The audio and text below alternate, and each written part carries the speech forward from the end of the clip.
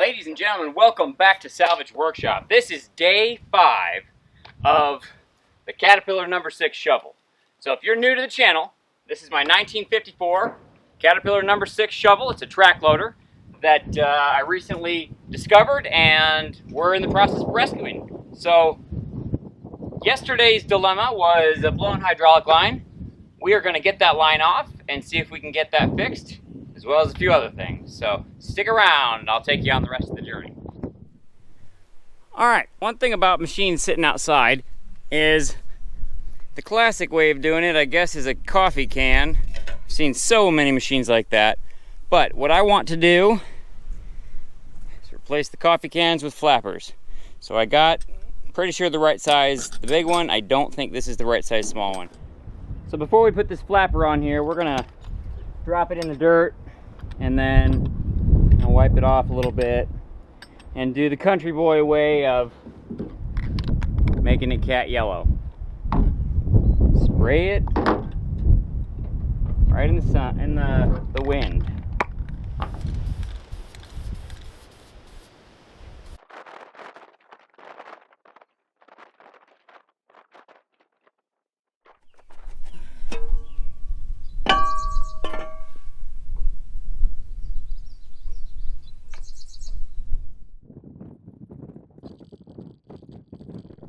Alright, the line we need to get out is this lower one here, right down there.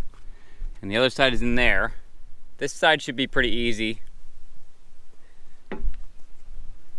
And so should this side, because we can take this panel out. So we'll start by grabbing this panel out of the way. We should be able to get a better view of where the other end of it is.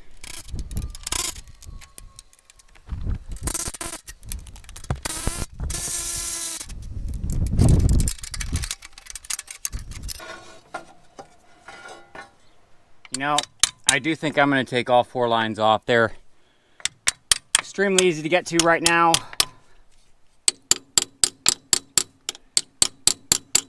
And since I have to make quite the drive to get them made, if they're cheap enough,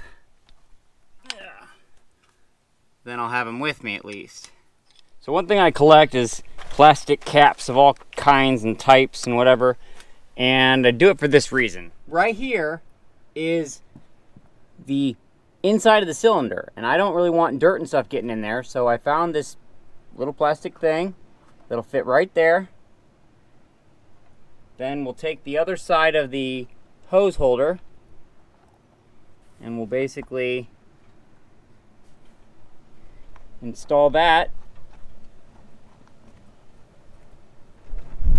and now nothing can get in there. And keep it clean. And they make all kinds of different fittings and stuff for this. I don't own any of those kits. I'd like to get one, but they're expensive. So that little plastic flat plate thing will work perfect. I've got enough of these to do every one of them once I take it off. So we've got first line, one side of it off. Get the other one, we'll go get them from the inside there. Upper one, and then this is the lower one that blew. And like I said, we're going to take both off. So we'll start with this guy.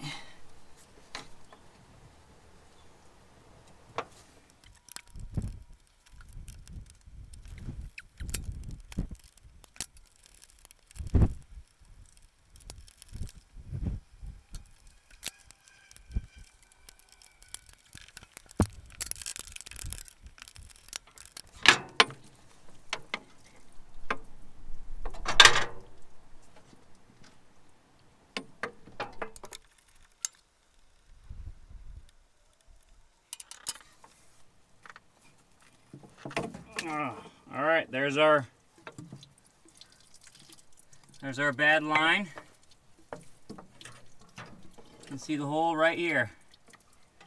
See that blow? Get these caps in there. So one way I remember what these are going to go to when I get the new ones made is I take some gaffer's tape or whatever tape, and wrap a piece on it.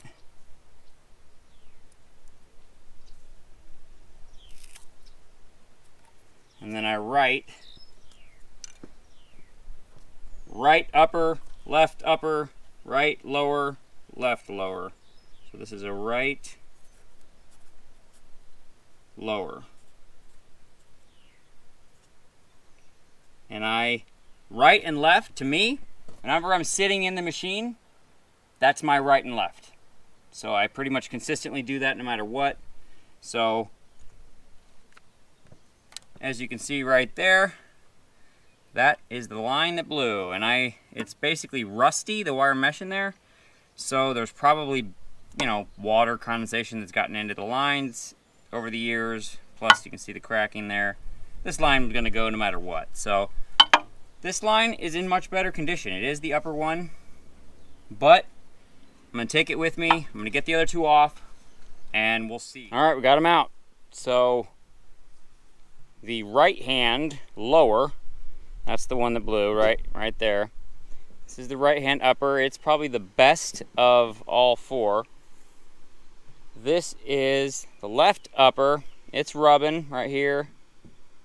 Got a gash there. This is the gash that I felt on the other side, because you could see it like this. I could see that gash, but I felt that one.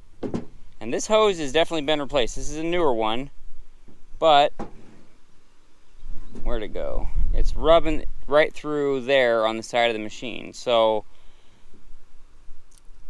I don't know. I mean, you probably don't need to replace it, but at the end of the day, we're doing them. So I don't know. At the end of the day, we'll find out what it costs to get this one made. And if it's not too crazy, we'll do all four.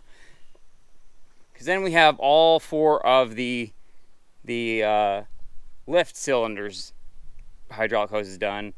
All that's left is there's 1, 2 for the loader bucket on each side. And actually, this style of hose clamp can be reused. So you basically remove this, replace the hose, and I see this whole line, both sides have it. That whole line, both sides have it. So that's actually pretty cheap. I could probably do those pretty cheaply. This side is a crimped on one on the upper. So that's a replacement hose at some point. See, on the inside it's that way too. And then the lower hose has the reusable fittings. So literally the only one I'd have to get crimped and made is this hose right here. So all I'd have to do is buy the correct size and length of hose and cut my own pieces and reuse those things. So I think I'm gonna do that at some point. It's not gonna be now, unless we blow one, but let's just get through this first round of repairs to the hydraulic system, and then we'll go from there.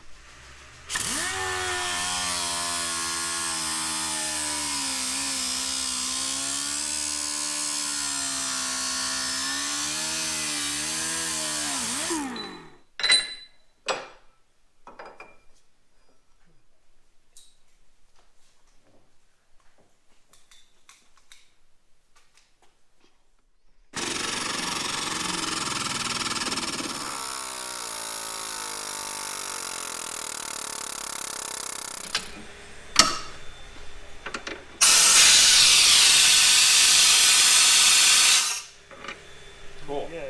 All right, we're gonna crack open a few of these fill ports. I believe this is for the transmission. Could be wrong, but then we're gonna do the final drives down there.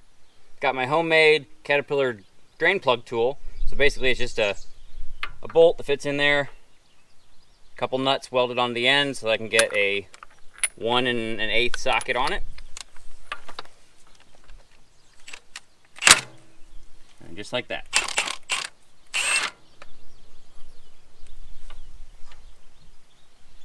Well, there's fluid all the way to the top right there.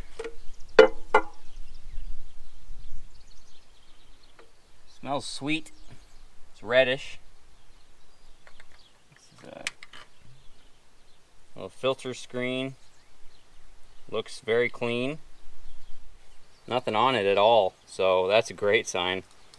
Great sign that transmission's probably in pretty good shape. Obviously this is the top, so anything really is going to settle down to the bottom, but For now, I'm gonna throw this back on there and call it good for now. All right, final drive 1.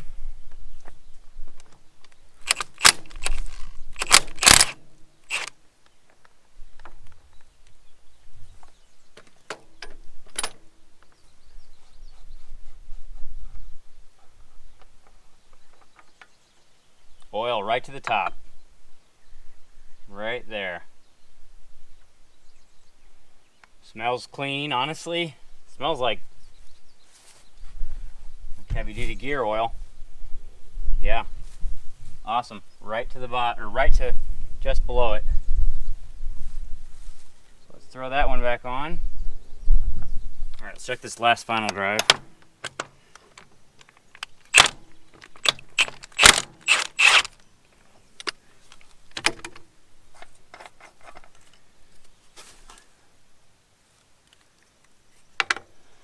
It's not to the top. Let's see.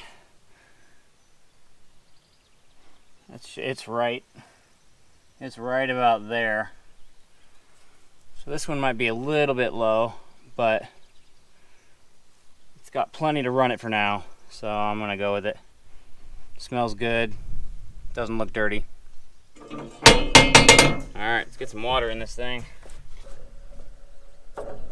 And so I'm going to use water for now, and then I'm going to drain it and change it later, and we'll use distilled water and coolant, actual antifreeze. But for now, I want to make sure we don't have any massive leaks. And I'm going to make a big mess. Maybe.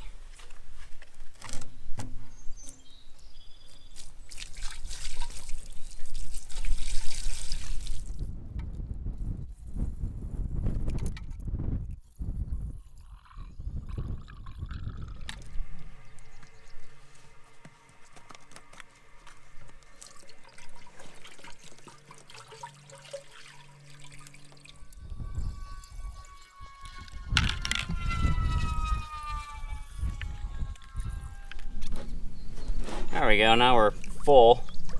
It'll still burp itself probably for a little bit, but we only got 2 of the hoses made because they only had enough fittings for 2 of them. So I'm gonna put these 2 back on, and I think the plan is, one of these came from this side, one from the other side. I would almost prefer they go back where they came from, but it's a short-term thing because I am gonna take them back off. So I think the plan is we're gonna take these 2, put them on that far side because it's harder to get to because the air intake for the diesel is right over that panel. So we'll put the 2 new ones over there, and we'll put these 2 used ones here on this side that's easier to get to. All right, I got one of the lines, the old lines, put in on this side and the other one open. I'll show you why. So to be able to get this in there and attached to the other side over there, I have to bend the hose, and these are very, very stout hoses. So I can't do it by hand.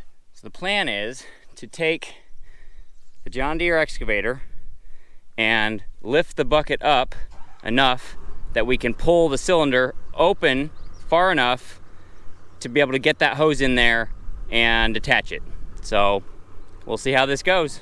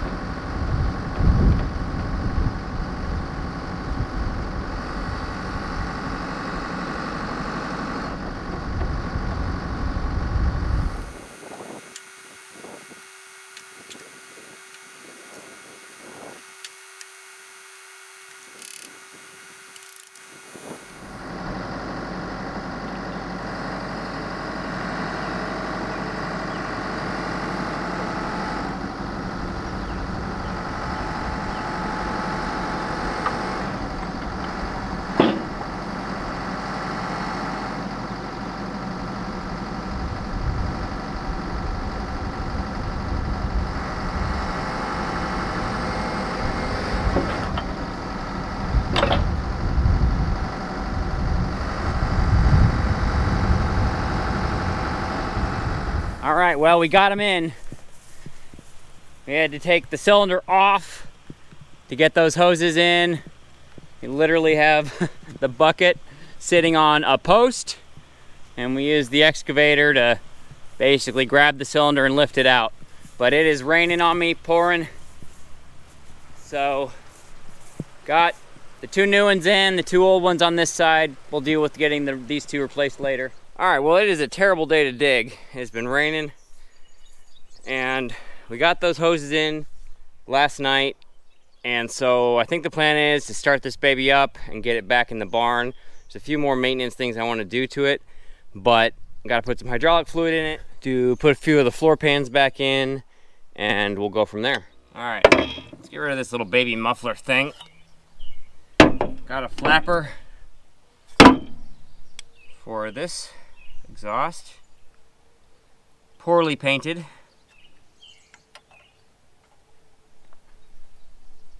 But it'll do the job, and that's all that matters.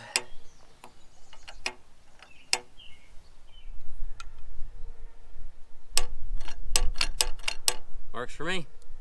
I don't think there's a dipstick for the hydraulic oil. At least there isn't in this tank.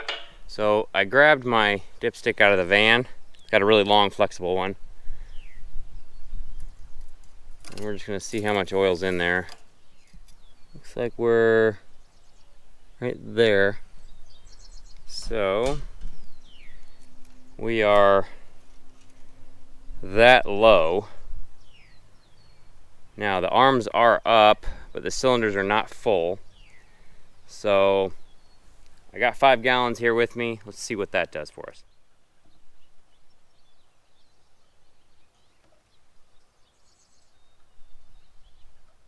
Floor pans back in.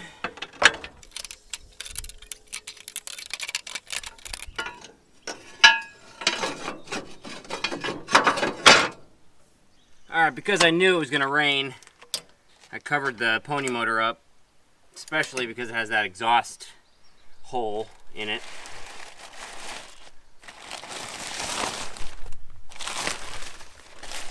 Good deal. Nice and dry.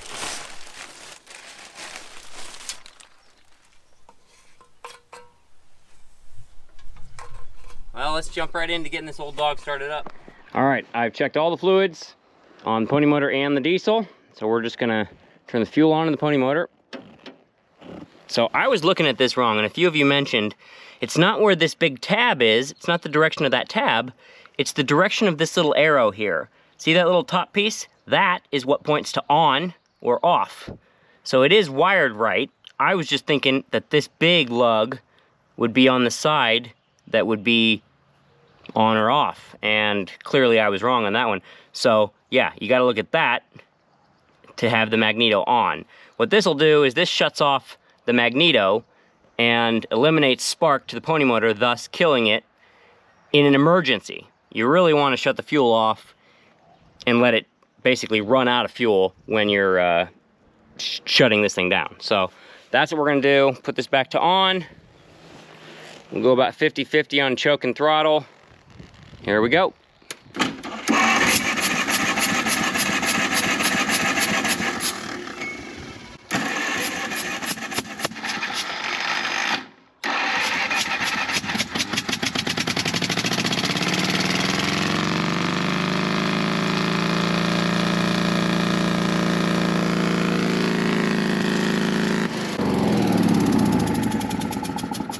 Something is smoking big time. What the heck is that?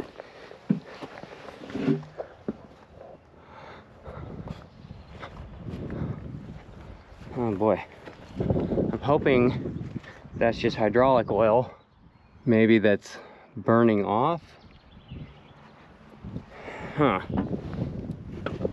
So right there, that's how you use the emergency stop. I have no idea what was going on there, so let's try it again. Let's open up this panel here.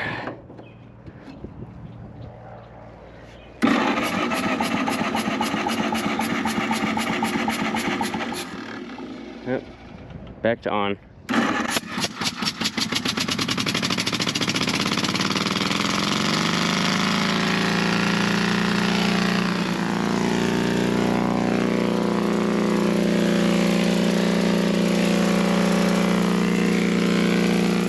figured out what was leaking. See that right there? I had drained out the bottom of the pony motor on that cylinder and forgot to line it back up to close that valve. So that's where we're getting the smoke out of. So it's hot.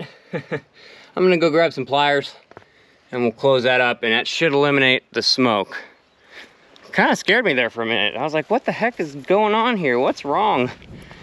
These valves on the bottom of each cylinder for the pony motor are counterintuitive. You would think horizontal like this would be shutting it off, but that's actually opening it. And so you want it vertical to be shut off. And what this is for is to drain out any oil or whatever that settles down in the bottom of the cylinders to clean them out.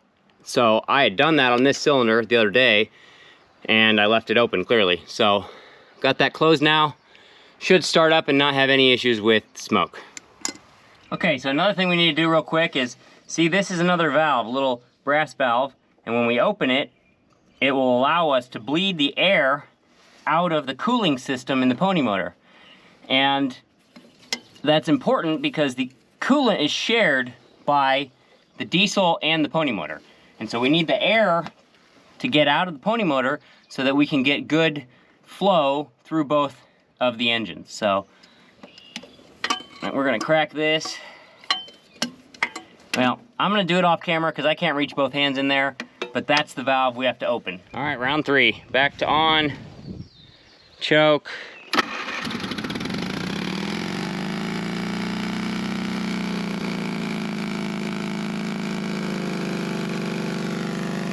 There we go.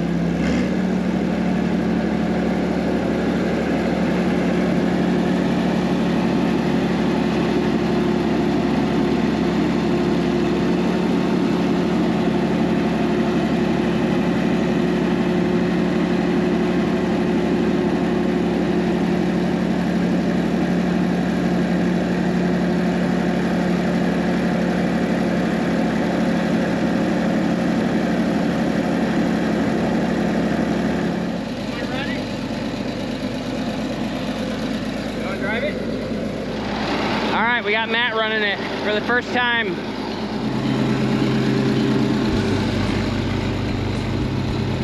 In or out? Yeah, there you go.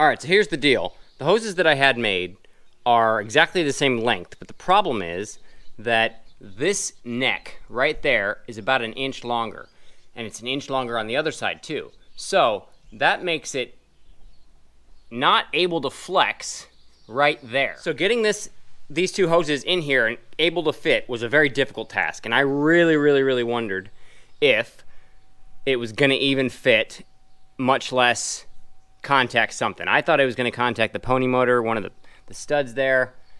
I don't know. So more than likely I'm going to have to get new hoses made because the gash on the back of this one is, well, not good. So, and I feel there's another gash actually down here.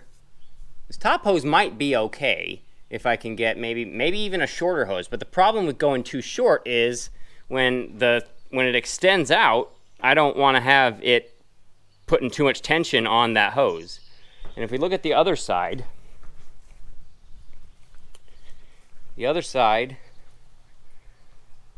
this is the top hose that was on this side, and this bottom hose here was on the other side. But I put it on this side because my goal was to replace these soon, and so I wanted them to be on the easier side to access. Well, this bottom one is actually a 3/4 inch hose, and it's been replaced. This is not the factory original one. So my thought maybe is to get the bottom ones made in 3/4 and the top ones in the 1 inch, and then try and get the shorter fitting like that. So here is a stock fitting. You can see how the neck between kind of where that tape is, where it meets the actual coupling to the hose where the crimp is shorter. So it can start bending real quick to make that tight bend. So I don't know, what is your thought? Do you think 3/4 inch hoses are going to basically reduce the ability to use the loader the way it's designed? Because obviously you're reducing flow. I'm not exactly sure if that's going to matter here, but let me know in the comments if you have any opinions on that. I definitely want to get all 4 replaced, and I'm absolutely going to be replacing all the upper ones too. I found a guy that made them extremely cheap. These 2 hoses over here that I did have replaced, I thought they were going to be a couple $100 a piece.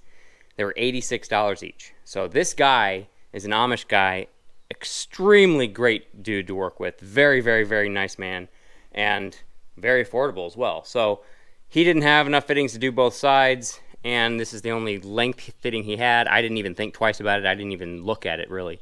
So I'm going to have to talk to him about trying to find a shorter fitting, or I don't really want to shorten the hose length, but if I have to, I guess I have to.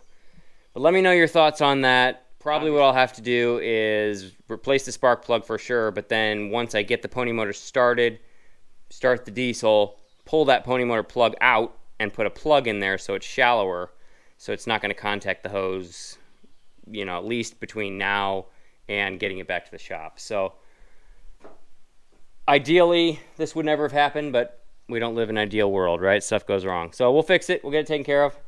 But first, while we're still here, we're going to replace the fuel filters. A viewer of the channel sent me these new old stock Caterpillar fuel filters. They're in very good shape. Got the gaskets with it.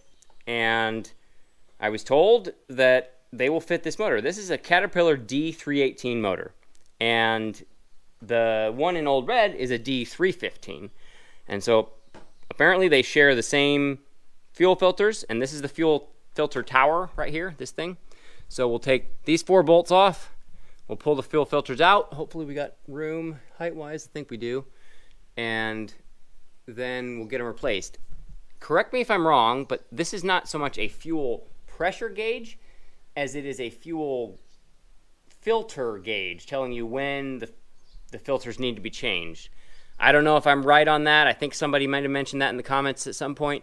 But is that the case? Either way, I'm not really seeing it move much, if at all. So I don't know if this is going to fix that. I don't know if the gauge has an issue.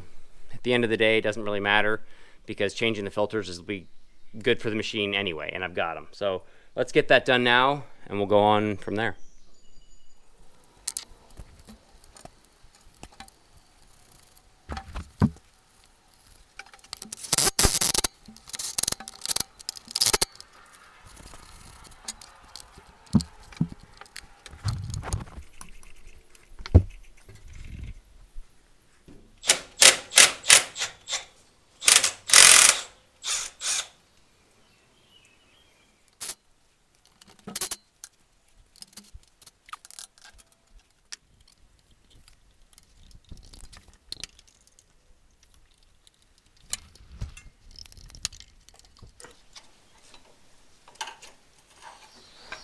There's the top lid.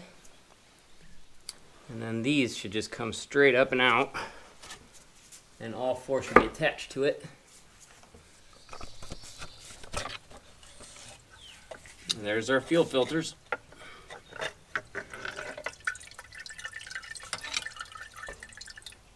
Alright, so our fuel filters are basically like a twine filter wrapped around some mesh. So the way that you remove them is you push this down, a little pin, you pop that pin out. Need some pliers. So you get this out, pull this pin, and the spring and cap will come off.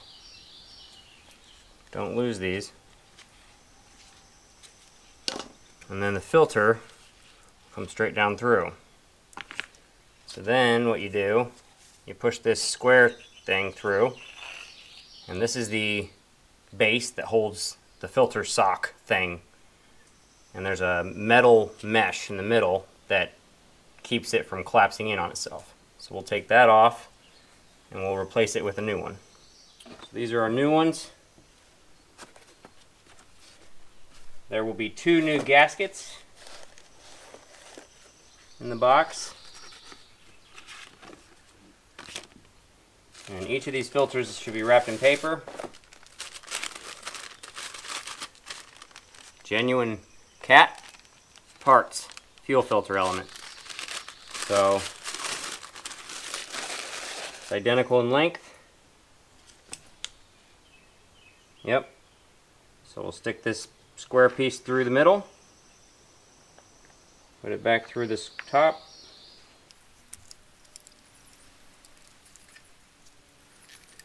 put the pin back in.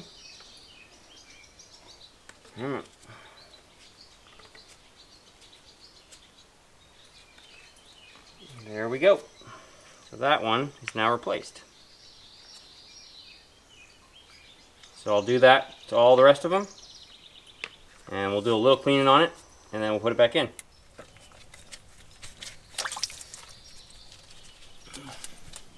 Alright, I think the thermostat might be stuck. So we're going to take the hood off. And this would have been the easy way to get it off before. There, now I can just take it off.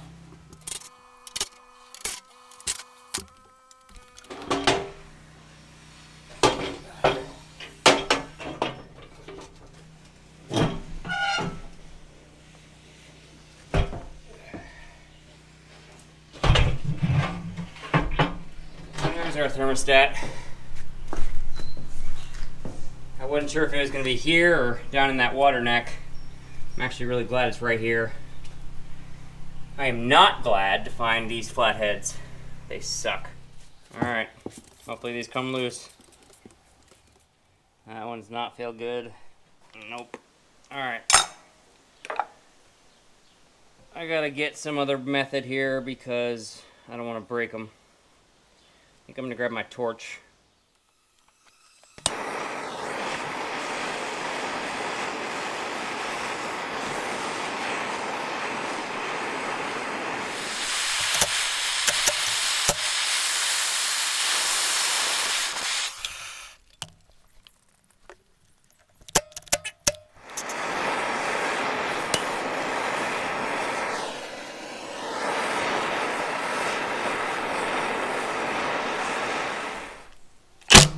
Got it.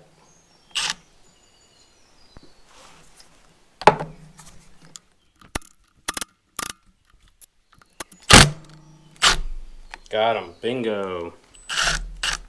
All of them. Sweet.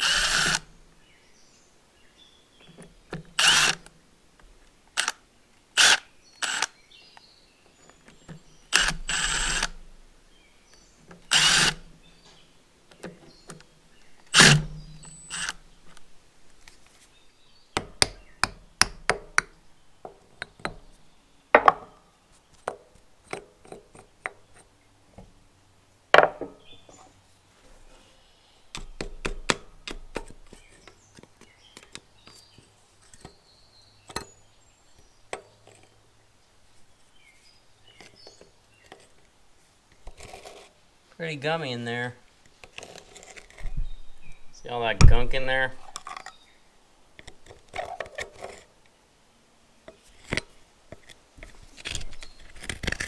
That cooling system needs a big time flush, but not today. All right, the more I looked at this is not the thermostat. It is an overflow bypass, I believe, and because it's just got this tiny little hole that it feeds right there. So my guess is if there's too much pressure in the radiator, this thing pops open, allowing that additional pressurized water to go back down in and not build up pressure, too much pressure in the radiator itself. So I took the water neck off, which is this, and those are the thermostats. I have never seen a deal with two like this, and I don't know how these guys work, because number one, this little hole, it doesn't go anywhere. It literally, you can see on the gasket, it's not being used. And on the bottom of the water neck, it's not being used. So, I already pulled these out, but how does this one work? I assume that maybe these aren't working at all, because this should be closed. If this thing is down, it should be letting water through now that's open, and then this one here, it's full of like this. It had some gunk, like some sort of stringy stuff. But I have no idea how this works. Normally you would heat this end or put it in some hot water, heat down here, and it would either open or close, but these two look like they're already open. The part number is 2H9986. I don't know, these operating, is this how it's supposed to look when it is, when it's cool? Or are these supposed to retract down? So, I don't know how these thermostats work. You let me know down in the comments if you know. How do I check? How do I make sure that they're operating right so I can get them working? Alright, before we go, I am going to look around in this garage here, see if I can find the other armrest for the old cat, for Big Bad John. This is where they found the backs, the seat back, and logic tells me this is the place to look.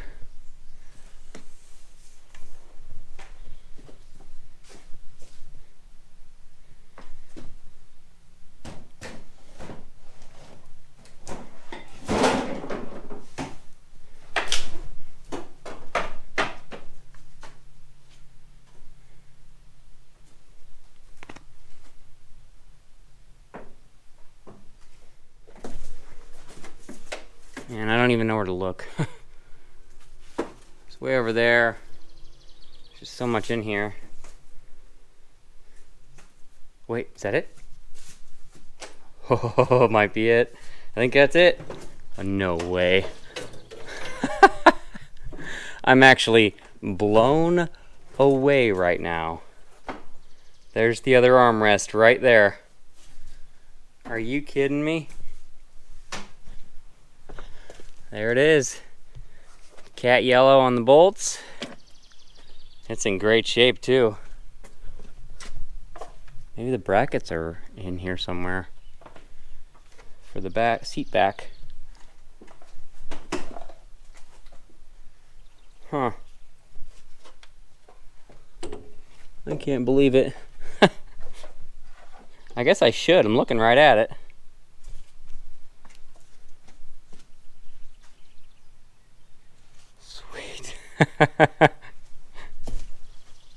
Oh, this old tractor just gets better and better. Man, if I can't find those brackets, I'm not going to be mad because they are easy to remake. So another thing Matt's dad said that he thought they had was the track grease pump thing. I think that's what they're called. They're called it's basically a greaser. Oh, there it is right there. There it is. No way. So Apparently Caterpillars came with a pretty good sized toolkit when they were brand new, and I guess now, I've never been the type of person that's cared about having something complete, but I guess at this point now I'd like to get the entire toolkit because I have pretty much everything for the machine. Oh boy. Boy, it ain't light. Oh boy, it's probably got grease in it. Ooh. Oy, oy, oy.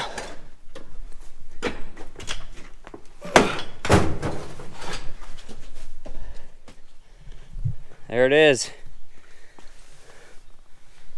I'll probably destroy whatever that label is, just cleaning it up, but basically, I don't know how this unhooks. You twist it off. There we go. So basically, this slides onto the rollers and pushes grease in that zerk. I think it's also for, yeah, the lower and upper rollers. And then it stores like that. And you would pump the grease out. And I think that there were two brands that made them. Maybe Fulton and Lincoln. There's two, or Alamite, or Acclimite, or... Let me down in the comments. Which one is this, and what are the brands that make them? Yeah, and what else is there? I know there's a long bar with a slatted end that you use for a pry bar, and I know for a fact they won't get rid of that. They actually have it, but they use it. All right, this is where we found the panels. You can see the cat yellow paint on the ground there. I always like to double check over areas and see if there's any other pieces that might go with it. I've found them many times, actually.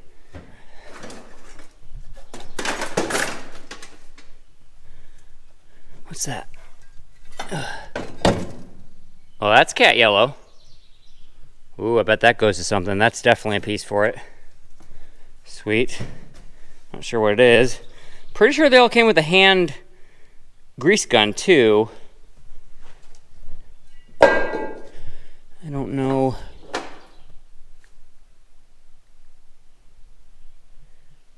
Lubrimatic? I don't know, the rubber on the handle has me thinking it's not the right one. Was a Lubrimatic the right brand? Pretty sure it's not.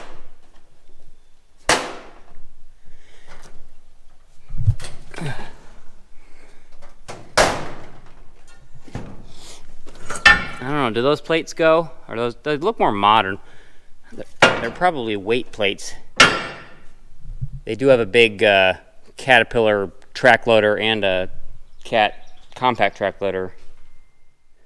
So I found a little baby anvil, a bench vise, and I love both of those. But what I might have found would be even cooler for this cat project. If it's what I think it is, you'll have to tell me. All right, right under this box here, there's a wooden box. And this wooden box is painted Caterpillar yellow. And I'm wondering, let's see what's in it. Is this the original toolbox they gave you for your toolkit when you bought your Caterpillar? It's wooden, canvas handles, metal hinges. I mean, it totally seems plausible to me.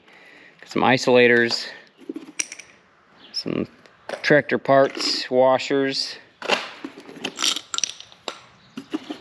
And are some of these the original hand tools you would get when you bought your tractor?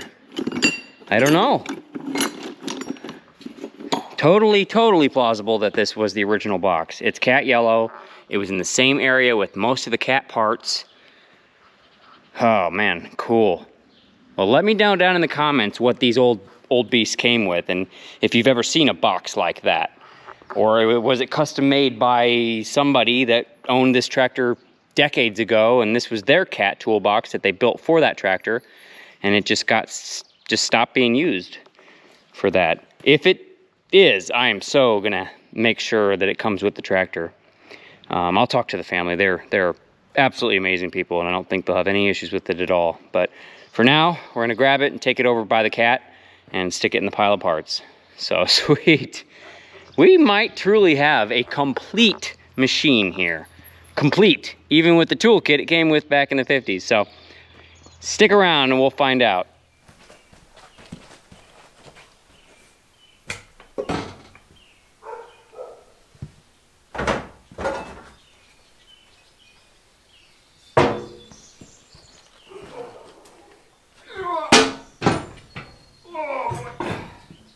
It ain't light. I also found this snatch block. It's pretty much the same color. And I don't think this machine's ever had a winch on it, but we're gonna grab it. Well, the machine just becomes more complete and more complete and more complete. I am at the point now where I think it's not out of the realm of possibilities to truly find everything this machine came with brand new.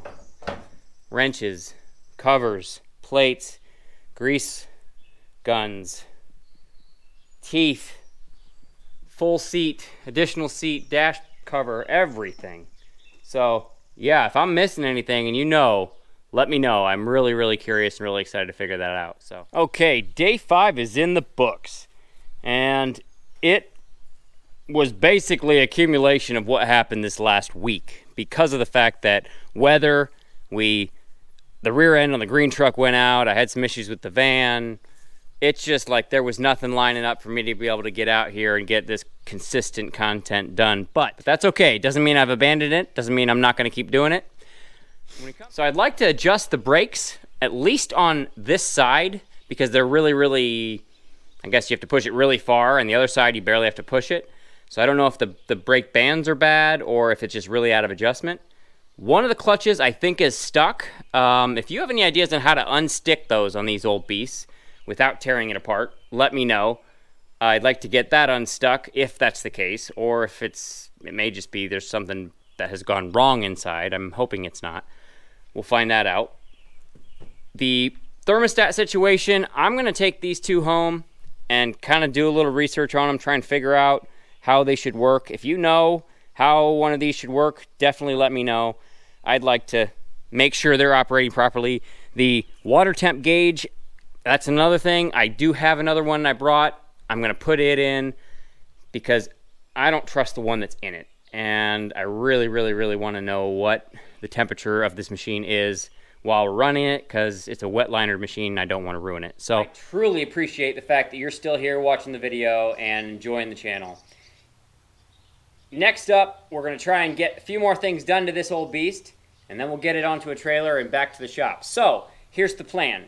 There are 2 more machines on this property that I am also rescuing.